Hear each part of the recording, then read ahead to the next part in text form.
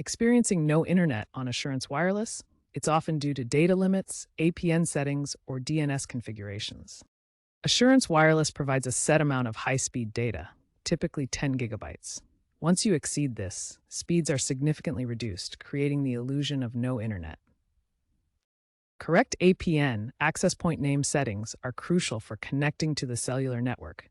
Incorrect settings prevent data flow. DNS, domain name system, translates website names into IP addresses. If these are misconfigured, websites won't load. We'll cover how to diagnose each of these issues, starting with checking your data usage through the Assurance Wireless app or website. If data isn't the problem, we'll move to APN and DNS fixes.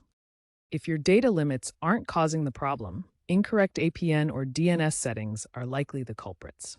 Let's start by navigating to your phone's network settings. For APN fixes on Android, navigate to Settings, then Mobile Networks, and select Access Point Names. Ensure the APN is correctly set for your carrier, such as Internet for Verizon or Wholesale for T-Mobile. For DNS fixes, you can't directly change DNS on cellular networks.